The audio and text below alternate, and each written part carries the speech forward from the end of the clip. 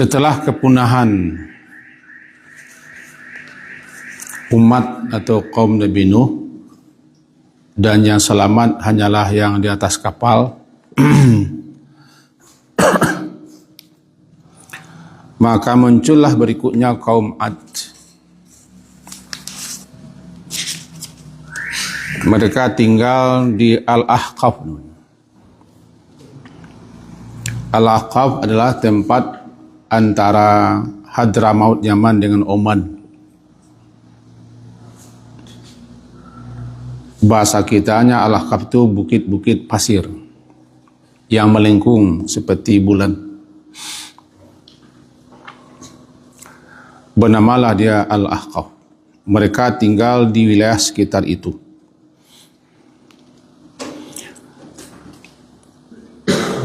Kelebihan mereka antara lain, Allah mengaruniakan kepada mereka tubuh yang besar lagi kuat, sehingga mereka pun menjadi bangga, sombong dengan tubuh kuat. Man asyaddu minna quwwah. Tidak ada lagi yang sekuat kami, sebesar kami. Kalau bahasa sekarangnya, tidak ada yang sabagak kami. Barangkali Donald Trump orang asyaddu minna quwwah. Itu disebutkan dalam beberapa ayat. Mereka ini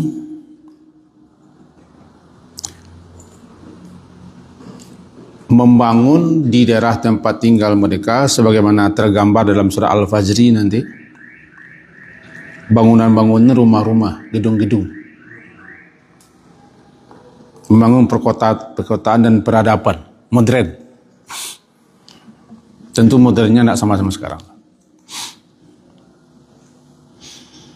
Nah, biasanya orang-orang kalau sudah mewah, tumbuh kemaksiatan, kedurhakaan, kebangkangan, dan berbagai macam dosa-dosa. Puncaknya mereka menyembah berhala, 3 patung yang terkenal, yaitu Sadak, Samud, dan Haba. Itu nama patung mereka. Nah, kaum kalau sudah syirik, pelakunya musyrik, tidak lagi mereka menyembah Allah, tapi telah mengalihkan penyembahan peribadahan kepada selain Allah, maka mereka perlu diberi ingat. Diutuslah para rasul.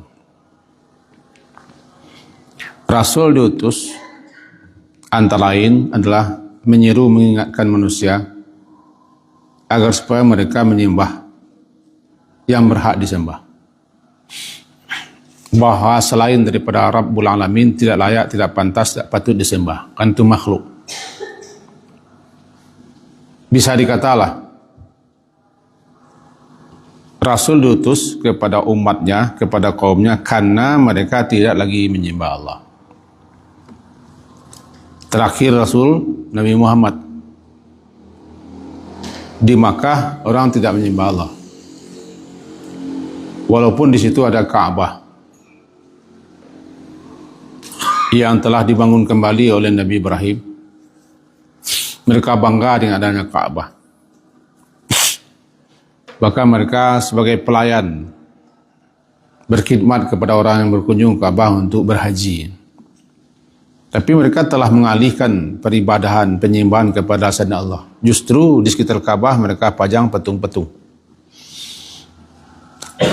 Di dalam Ka'bah sendiri terdapat patung-patung. Di Safa ada, di Marwah ada, di tengah-tengahnya ada. Bertebaran lebih 300 patung-patung. Itu yang disyaratkan dalam surah Yasin. Ma'atahum min nadirin. Diutus Nabi Muhammad karena mereka tidak lagi menyembah Allah. Bahkan di bangunan tertua, di rumah suci pertama kali dibangun untuk beribadah di bumi adalah Ka'bah. Mereka justru tidak menyembah Allah di pusatnya. Diutus Nabi. Begitu je lah. Setelah selamat kapal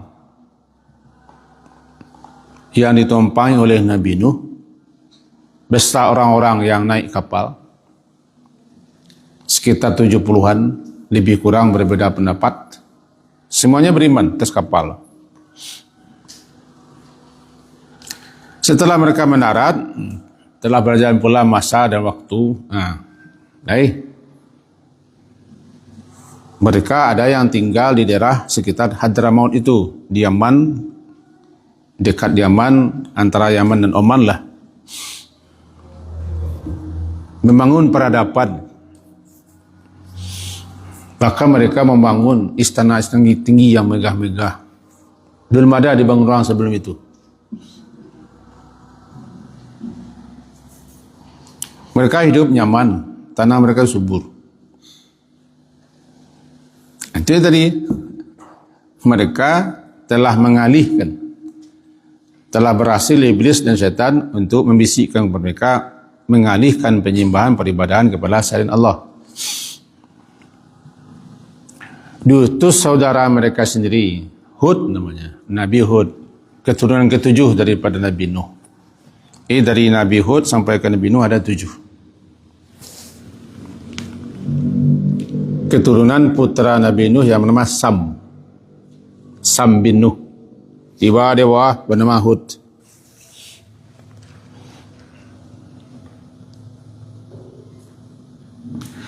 Akhuhum, saudara mereka di sini, itu kadzabat Adun. Telah mendustakan dalam mana mengingkari. Tidak mempercayai atau tidak membenarkan, namanya kadzabat. Secara bahasa artinya kan berdusta, kadzaba. Tapi kalau sudah pakai tasydid, mendustakan. Tidak membenarkan, tidak mempercayai, tidak meyakini apa yang disampaikan pihak lain, namanya mendustakan. Kalau berdusta, kita sendiri yang menyampaikan yang tidak benar, yang tidak sesuai dengan kenyataan. Jika mendustakan berarti apa yang disampaikan pihak lain tidak kita benarkan. Apakah pihak lain itu Allah, berarti mendustakan Allah. Atau ayat-ayat yang disampaikan berarti mendustakan ayat-ayat Allah. Atau tidak membenarkan apa yang disampaikan Rasul berarti mendustakan Rasul. Tidak yakin, tidak percaya kepada hari akhirat, mendustakan hari akhirat. Begitu seterusnya, namanya kadzabat.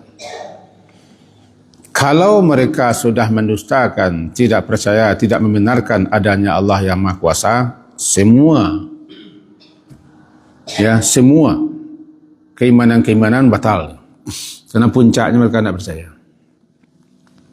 Tentu juga termasuk Rasul. Ayat-ayat dan apa yang diberitakan Rasul. Maka cukup dibilang sini kadzabat. Masuk semua. Telah mendustakan kaum Ad, Al-Mursalin, para Rasul, padahal Rasul mereka satu cuma. Maksudnya satu Rasul yang diutus berarti satu Rasul yang didustakan berarti semua Rasul didustakan. Karena seruan Rasul sama semua. Inti seruan ajakan Rasul adalah agar kaumnya beribadah, menyembah, bertakwa kepada Allah. Sama semuanya. Juga seruan kepada mereka bahwa setelah hidup ada mati, setelah mati ada hidup lagi. Dua itu intinya.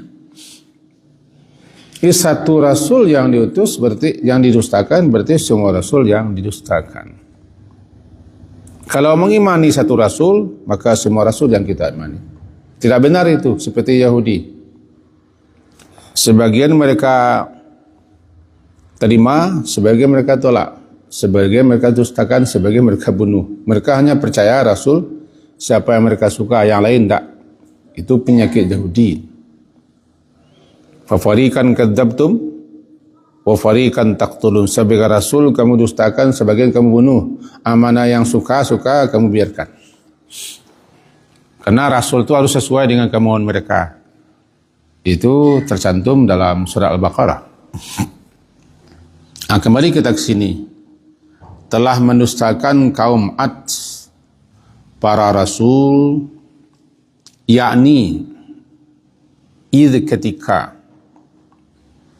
ketika qala berkata kepada mereka akhuhum, saudara. Ini bukan berarti saya seibu ini. Akhu itu terpakai untuk sama. Secara bahasa arti akhu itu kan sama. Sama ayah, sama ibu, saudara dia. Sama ayah, saudara sebapak, sama ibu, saudara seibu. Sama tempat menyusu, saudara sesusu. Sama kampung, saudara sekampung. Sama negara, saudara senegara. Saudara sebangsa dan setanah air. Akhu namanya. Bahkan sama perangai, saudara seperangai. Siapa yang mubazir, saudara syaitan. Innal mubadzirina kanu ikhwat. Orang-orang mubazir itu saudara setan. Bukan saya seibu. Tapi perangainya sama dengan setan. Nah, diangkat Nabi Hud oleh Allah jadi Rasul, saudara mereka sendiri. Dalam arti yang jadi, orang negeri mereka sendiri, orang kampung mereka sendiri, atau kaum mereka sendiri, bukan orang lain.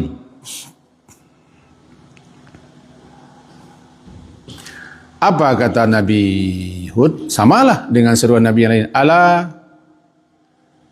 Ala tattaqun sini. Kata-kata ala itu maknanya peringatan, tanbih. Apakah tidak atau mengapakah tidak kalian takut? Takut kepada azab Allah, siksanya, lantaran kamu menyembah selainnya.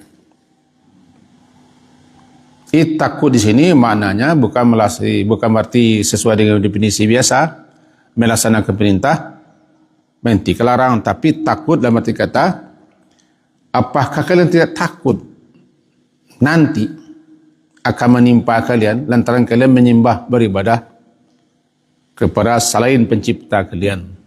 Mestinya kalian beribadah menyembah kepada yang menciptakan kalian. Alladzi khalaqakum walladzina min qablikum. Kan seruan pertama dalam surah Al-Baqarah itu bunyinya. Kita balik Quran itu semenjak Al-Fatihah sampai An-Nas. Seruan pertamanya itu. Ya ayuhan nas. Wahai sekalian manusia. Ayat 21 tak salah ya. Wa'budu rabbakum. Sembahlah Rabb kamu. Alladzi khalaqakum walladzina min qablikum. Yang akan disembah itu yang menciptakanmu. Yang menciptakan nenek moyang sebelummu. Yang menciptakan apa saja. Makanya ayat pertama turun bukan beribadah dulu, mengenalkan orang kepada penciptanya. Iqra bismi rabbikal ladzi khalaq. Khalaqal insana min 'alaq. Belum ada menyembah, belum ada beribadah. Karena orang tahu dulu siapa penciptanya dan mereka untuk apa dicipta harus tahu dulu. Nah, sekarang kata Nabi Hud, ala tatakun. Kenapa kalian tidak bertakwa? Apakah kalian tidak takut siksa azab lantaran kalian menyembah sesuatu yang tidak mencipta kalian? Justru yang kalian sembah apa yang kalian ciptakan. Aneh kan? Kita yang bikin, kita yang buat, lalu kita takut kepada dia. Jadi tak takut di sini ya takut. Bisa juga peliharalah dirimu. Apakah kalian tidak mau memelihara, menjaga diri kalian sendiri? Kenapa? Ya kalian kalau tidak menyembah Tuhan kalian, berarti kalian tidak memelihara diri. Asal kata tatakun itu kan sama, waqa, memelihara. Waqaf ya waqa namanya. Yaqi, memelihara. Memelihara sesuatu agar sesuatu itu jangan ditimpa keburukan, kejelekan. Nah, waqar. Wiqayah, pemelihara. Kita takut bisa maknanya kalian pelihara diri kalian daripada sesuatu mudarat, bahaya, kejelekan, keburukan. Di sini apa mudarat, kejelekan? Azab, siksa daripada Rabb sekalian alam. Bagaimana caranya? Ya sembahlah dia. Kalau kalian tidak menyembah dia, intinya kalian tidak melihara diri. Inni lakum. Kita lanjutkan. Ini kata Nabi Hud, ini. Sesungguhnya aku ini. Berarti beliau mengenalkan diri. Di sini pula menurut kajian-kajian ilmu dakwah, pendakwah atau guru atau siapa saja termasuk Rasul, dia harus mengenalkan dirinya dulu. Saya datang kepada kalian sebagai utusan. Dari mana datang, untuk apa datang, apa maksudnya, apa tujuannya. Nah, di sini Nabi Hud mengatakan, karena mereka sudah tahu siapa Hud. Sama dengan Nabi Muhammad, orang Makkah kan sudah tahu siapa Nabi Muhammad. Bahkan mereka gelari Nabi Muhammad itu Al-Amin, orang yang dipercaya. Tahu betul mereka dengan Nabi Muhammad. Tapi setelah Nabi Muhammad Allah angkat jadi Rasul, beliau harus mengenalkan diri beliau lagi. Saya ini sekarang telah diangkat, diutus sebagai utusan Rasul untuk menyeru, mengajak, memberi peringatan kepada kalian bagaimana begini begitu. Begitu pula Nabi Hud. Kaumnya, orang kampungnya, orang negerinya tahu siapa Nabi Hud, masa tak tahu dia? Akhuhum.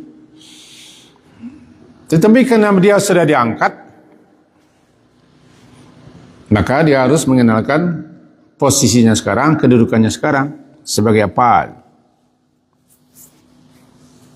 Berat juga, karena orang tahu siapa kita, tiba-tiba berubah lagi. Aku sekarang ini sebagai Rasulun, utusan.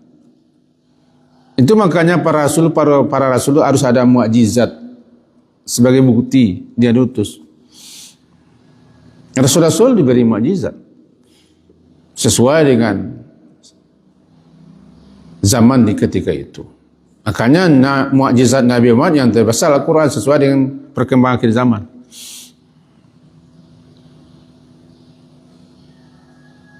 Amin. Beda ya. Kalau Nabi Hud, beliau yang mengatakan amin. Nabi Muhammad, kaumnya yang mengalari dengan Al-Amin. Seorang rasulun, utusan, aminun, yang dapat kepercayaan dan yang dipercaya.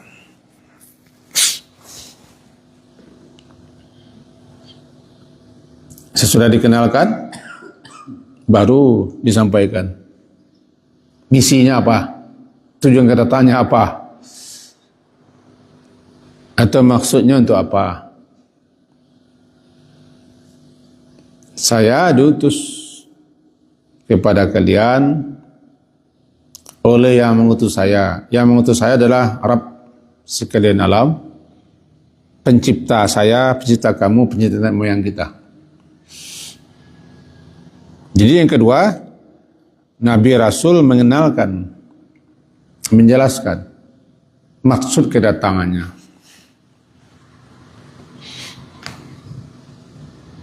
Ini maksud kedatangan saya, ini tujuan saya.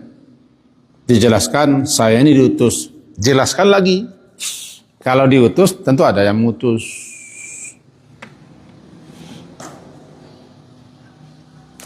Saya ingatkan kepada kita semua, ayat ini kita baca terus. Iyyaka na'budu wa iyyaka nasta'in, itu di tengah. Sebelumnya kita dikenalkan dulu kepada siapa kita menyembah. Yang kita sembah itu adalah Rabbil Alamin, Ar-Rahman, Ar-Rahim, Malik.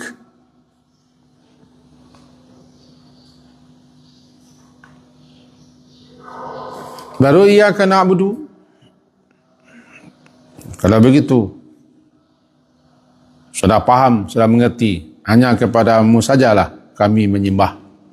Kerana kita sudah kenal siapa yang berhak kita sembah. Yang kita sembah itu adalah Rabbil Alamin, Rabbnya, penciptanya, pengaturnya, pemeliharanya, penjaganya, yang melindunginya, yang mencukupi. Rabb itu kan maknanya luas. Sekalian alam ini, bukan kita saja. Semuanya diatur, dikelola, dikendalikan, diurus semuanya dengan berdasarkan kasih sayangnya, rahmah rahim. Dia penguasa. Dia menguasai pembalasan nanti. Mengisyaratkan kita bahawa nanti ada hari pembalasan. Nah, lahirlah kalimat itu, Iyyaka na'budu. Ayat pertama juga begitu kan? Iqra' Bismi rabbikal ladzi khalaq. Khalaqal insana min 'alaq. Iqra' wa rabbukal alam. Sampai ke bawah. Baru di bawah salat. Ara'aital ladzi yanha 'abdan idza shalla, begitu. Itu pokok pangkal pertama, kita kenalkan diri kita dulu. Saya ini rasul ini. Saya diutus oleh ini. Kalau bahasa kita, ini surat jalan saya, surat tugas saya. Ya kan?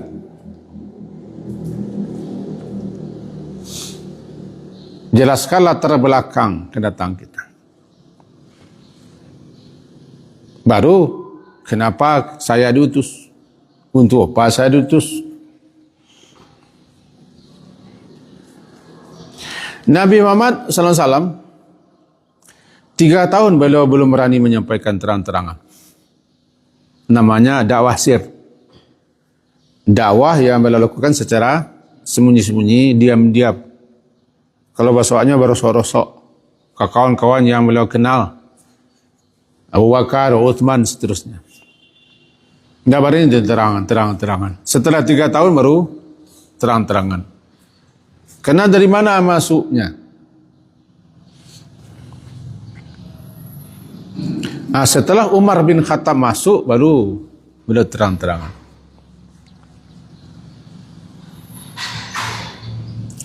Jadi memang tidak gerusu-pusu bahasa awaknya. Gerusu-pusu ko bahasa 3 balik no aku. Tidak dudu-dudui, saya pakai taktik, pakai strategi lah. Tidak lu lantang-lantang. Kalau memang ta'lim harus jalan, dakwah harus jalan. Berbeda nanti kalau ceramah atau tabligh itu berbeda lagi. Kita mau mengajak orang, mau menyeru orang, mau mendidik orang, mau menjelaskan ayat Allah, memang harus jelas langkah-langkahnya. Makanya ta'lim itu, ya kalau ingin merubah, menjelas masyarakat harus ada ta'lim, tidak harus ceramah-ceramah saja. Kapan ayat ini kita baca lagi kalau sifatnya hanya bergonta-ganti terus, pasang bongkar guru terus tak tamat kurikulum. Tiap hari sekolah ini tak akan tamat kurikulum. Setiap hari gurunya berganti saja terus. Pening murid. Apalagi masing-masing guru membanggakan kepandaiannya. Membanggakan latar belakangnya, saya tamat sana, tamat di sana. Itu tidak jadi-jadi tamat pelajaran. Nah, kita ke sini lagi, Pak. Karena beliau sudah mengenalkan diri beliau, Rasulun Amin. Kata-kata Amin ini menjelaskan, menegaskan bahwa beliau itu orang yang terpercaya dan dipercayai. Dan beliau tidak akan melakukan suatu hal yang jelek, yang buruk, yang berkhianat. Amin. Al-Amin. Untuk itu, fattaqullah. Baru kan ajakan? Maka bertakwalah kamu kepada Allah. Berbeda nanti dengan yang 124. Ayat yang ke-126 tegas mengatakan, bertakwalah kamu kepada Allah, yakni dalam artian, hai kaumku, takutlah kalian semua kepada azab, kepada siksa. Tuhan yang telah menciptakanmu, karena yang menciptakanmu itu tujuannya menciptakanmu adalah agar beribadah, menyembah kepadanya. Samalah, wa ma khalaqtul jinna wal insa illa liya'budun. Illa liya'budun. Jangan lupa ujungnya. Ujungnya ni itu. Liya'buduni. Ni itu aku. Asal katanya pakai ya, ni dibuang ianya. Untuk menjaga murawa'an, menjaga. Liya'buduni. Sedikit kita perbaiki terjemahnya menurut para ahli. Wa ma khalaqtu, dan tidaklah aku menciptakan jin dan manusia li, bukan untuk menyembahku, tapi maknanya dipalingkan agar supaya kalian menyembahku, beribadah kepadaku. Berarti tidak ada paksaan. Kalau untuk menyembahku, semuanya pasti beribadah Allah. Memang untuk itu. Tidak satu pun manusia yang tidak menyembah Allah, karena memang untuk itu. Tapi maknanya agar supaya kalian menyembahku, sehingga ada yang menyembah, ada yang tidak. Ada yang taat, ada yang durhaka. Ada yang mukmin, ada yang kafir. Tapi kalau tidaklah aku ciptakan jin manusia melainkan untuk menyembahku, ya pasti menyembah semuanya, karena memang untuk itu. Dan inilah pilihannya. Kembali kita kepada seruan Nabi Hud. Maka bertakwalah kalian, karena ada kata-kata maka. Maka oleh sebab itu, karena aku ni Rasul, utusan yang dipercaya, dan percayalah kepadaku, maka oleh sebab kerana itu, bertakwalah. Tentu sebelumnya sudah diterangkan kepada kaumnya siapa Allah, siapa Rabb, siapa pencipta, siapa pemelihara alam. Bagaimana mungkin mereka akan bertakwa kepada Allah? Mereka tidak kenal dengan Allah. Tidak salah itu. Para orang bijak, ulama-ulama kita membuat suatu istilah namanya awaludin ma'rifatullah. Pokok pangkal asal muasal dalam beragama ini mengenal siapa Allah itu dulu.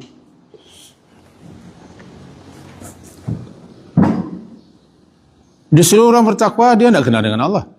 Disuruh orang beribadah kepada Allah, dia tidak kenal dengan Allah. Orang kalau sudah kenal dengan Allah, tahu dengan Allah, untuk apa mereka dicipta, dan mereka harus beribadah kepada Allah sesuai dengan kehendak Allah, baru. Orang banyak beribadah kan tidak sesuai dengan kehendak Allah, sesuai dengan perut mereka masing-masing, sesuai dengan kemauan guru masing-masing. Ada kepentingan-kepentingan daripada itu semua. Penting mengenalkan manusia kepada Allah, penting. Disuruh orang bertakwa, bertakwalah kepada Allah. Allah itu siapa? Ini pokok pangkal awal mula ya dalam berdakwah, ya kenalkan orang kepada Allah. Kita sudah kenal dengan Allah, sudah. Cuma pendalamannya lagi. Sesuk dulu kala diajarkan kepada kita namanya sifat 20. Nama-nama Allah. Sekarang sudah dibantah sifat 20 itu oleh kelompok yang berbeda, dibatalkan semuanya. Yang benar ini. Padahal hanya berbeda dalam penjelasan. Allah itu wujud, Allah itu qidam, Allah itu baqa, kan tidak salah tu. Cuma orang menyalahkan karena tidak sesuai dengan gaya atau susunan guru mereka. Wujud, qidam, baqa, mukhalifatuhu lil hawadisi. Apa lagi? qiyamuhu wahdaniyah, seterusnya ke bawah. Itu kan mengenalkan dasar. Di pesantren diajarkan buku dasar itu. Tipis, cuman memang harus tahu itu. Dasar.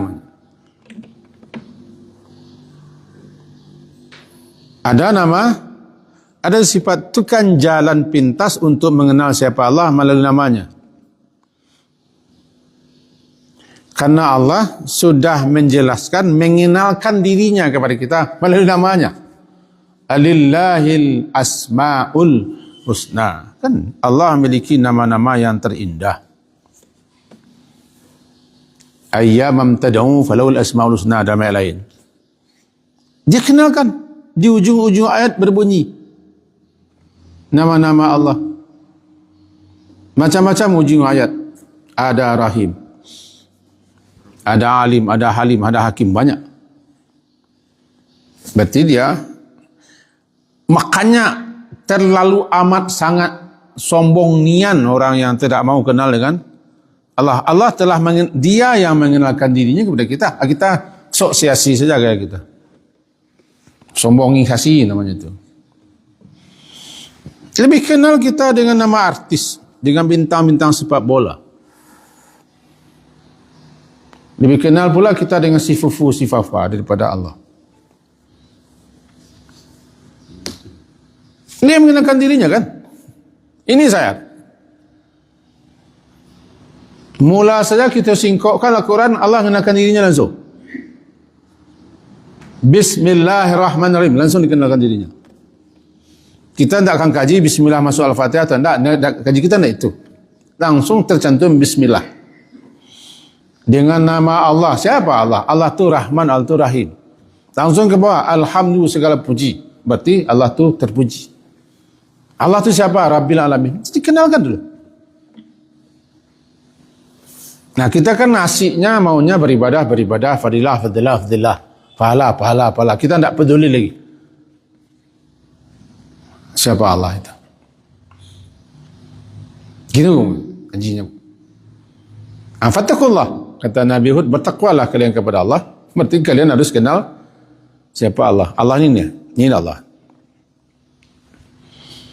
Rukun iman yang pertama kan iman kepada Allah. Bukan iman kepada takdir, iman kepada Allah. Duduk tu. Kata beliau, kita lihat kata beliau sebelah, iman kepada Allah itu mencakup 3, 4. Iman kepada wujud Allah. Allah itu ada. Iman kepada Allah itu sebagai Rabbul Alamin. Iman kepada Allah bahwa dia sebagai ilah yang berhak sembah. La wahdahu la syarikalah. Iman kepada Allah yaitu mengimani dia mempunyai nama-nama dan sifat-sifat yang mulia yang tinggi. 4. Keempat-empatnya harus ada. Gitu komentar para ulama-ulama. Jadi 4 harus kita dudukan. Iman kepada Allah, Allah itu wujud, Allah itu ada kan. Iman yakin percaya bahwa Allah itu Rabb, yang sering disebut dengan rububiyah. Apa yang Rabb? Rabb itu nama yang paling banyak disebut dalam Quran. Rabb salah satu nama Allah. Cuman masalahnya dalam hadis versi Imam Tirmizi tidak tercantum nama Rabb. Pada Rabb salah satu nama Allah kata para ulama. Paling banyak dalam Quran Rabb. Iman kepada Allah meyakini, mempercayai Allah itu adalah Rabb. Iman meyakini, mempercayai adalah Allah itu ilah. La ma'buda illahu. Tiada yang berhak disembah melainkan dia. Iman kepada Allah bahwa Allah itu memiliki nama. Nama Allah terbagi 3 pula. Nama yang hanya Allah saja yang tahu. Nama yang dia beritahu kepada hamba-hamba tertentu. Nama yang memang dikenalkan nama itu kepada kita melalui ayatnya. 3 nama Allah. Janganlah kita kaji pula nama yang tidak beritahu kepada kita. Nama yang tidak dikasih tahu kepada kita. Di mana tersuruhnya tersembunyi, tidak usah. Yang ada saja belajar dulu. Itu pun tak terpelajari, hanya pajangan-pajangan tepi jalan. Apa tujuan ini pajangan tepi jalan? Ada pula riwayatnya, supaya aman negeri. Tak mengenal Allah melalui nama-namanya bukan menghafal. Hafal masuk surga tak? Ahsaha itu bukan hanya menghafal. Menghafal, memahami, menghayati, jadikan pengen hidup, baru masuk surga. Ayat kursi yang kita baca, ayat sharing itu kan ada 15 nama Allah di situ. 15 yang menunjukkan kepada Allah. Yang lain mengatakan 16, yang lain mengatakan 17, tergantung menghitungnya. Tidak ada satu ayat pun yang mengandung, yang mengisyaratkan kepada Allah sebanyak yang tercantum dalam ayat kursi. Satu ayat. Kita baca tu, bayangkan. Kita pajang, kita gantung. Tapi kita tak lupa memahami. Kita hanya ingat fadilahnya, itu masalahnya. Baca ini fadilahnya sekian, pahalanya sekian. Dibaca habis salat. Pagi, sore akan tidur. Iya, tapi kita lupa terkadang memahami isi ayat kursi. Yang membuat setan meleleh. Ayat kursi kan? Ada yang mengatakan 15 kata yang menunjuk kepada Allah. Ada yang mengatakan 16 atau 17. Kan dikenalkan kita kepada Allah. Dimulai ayat Allahu. Ujungnya azim apa halim? Dibuka dengan Allah, ditutup dengan nama Allah yang paling istimewa.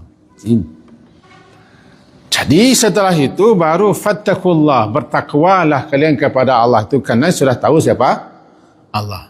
Laksanakanlah perintahnya, hentikan larangnya, taati aturannya. Kalau kalian tidak taati dia, perintahnya diabaikan, larangnya dilanggar, aturannya tidak dipatuhi, kalian takutlah. Barulah lahir kata takut. Siksanya, azabnya, sanksinya, hukumannya di dunia, setelah mati di akhirat baru masuk dia fattaqullah di situ. Apa yang itakullah juga, kami beriman bertakwa kepada Allah yang Maha Esa, itu ucapan di hari Senin namanya. Ucapan dia pucara bendera, enggak, itu yang takwa. Itu ujar-ujar namanya. Kata Nabi itu fattaqullah. Jangan lupa ati'uni. Bagaimana mestinya kalian bertakwa kepada Allah, harus mentaati karena aku utusannya. Tidak bisa dipisah. Bagaimana beribadah kepada Allah, bagaimana melaksanakan perintah Allah, mengikuti larang, harus mengikuti utusannya. Ini utusannya. Tidak tepat, tidak benar orang beribadah tanpa mengikuti utusannya. Makanya syarat diterimanya ibadah yang kedua adalah mengikuti ittiba namanya. Kadang orang tak peduli. Orang banyak mengikuti kebiasaan. Ajaran turun-temurun. Atau ajaran beliau-beliau ini. Kadang-kadang sudah dilanggar. Jangan lupa tu. Fattakullah ati'uni. Taati oleh kalian aku. Tak akan bisa kalian tak akan bisa kalian bertakwa kepada Allah tanpa mengikutiku. Amantun ke jiwa. Faham tak faham? Mampu faham? Sekian yang bisa kita sampaikan. Semoga ada faedah manfaat untuk kita apa yang kita pahami ini. Ya, intinya rasanya sudah jelas. Intinya kita harus lebih mendalami lagi pengenalan kita selaku hamba kepada yang mencipta kita, yang kita ibadahi. Kita titik-tikan kita barangkali agak lebih banyak ke situ. Karena kita lebih banyak mengenal makhluk daripada pencipta makhluk. Sehingga kita lebih banyak mendewakan, menyanjung, memuji makhluk daripada pencipta makhluk itu sendiri. Istilahnya hamba-hamba pemberi nikmat tidak seberapa, yang banyak hamba-hamba daripada nikmat itu sendiri. Sekian. Ada Pak? Biasanya? Tidak ada. Lain. Kan bisa juga melalui mengenali makhluk atau mengenali diri, mengenal Allah. Bisa, Pak. Tapi tidak bisa sendirian, Pak. Harus mentaati Rasul, Pak. Harus mengikuti Rasul. Bagaimana metode Rasul mengenalkan umatnya, kaumnya kepada Allah. Ikuti itu. Sebaik-baik metode dakwah hanya satu. Metode Rasul yang 25. Karena kami pernah lama belajar itu, ya, teori apapun yang dipakai oleh orang ahli teori tidak akan sebisa sebaik bagaimana Rasul berdakwah. Ini yang kadang terabaikan. Orang masih banyak teori-teori. Semenjak Nabi Nuh, teori tidak dipakai oleh Nabi Nuh 950 tahun. Cuman kita abai kadang-kadang mempelajari teori Nabi Nuh. 950 tahun, paling 70-an orang yang. Kalau kita harus petunjuk-petunjuk apa yang terdapat dalam dakwah Nabi Nuh untuk berdakwah. Sudah disusun oleh ulama kitab-kitabnya. Al-Mustafad namanya. Kitab bahasanya masih bahasa orang sana. Banyak sekali pelajaran-pelajaran. Itu Pak Kikiro.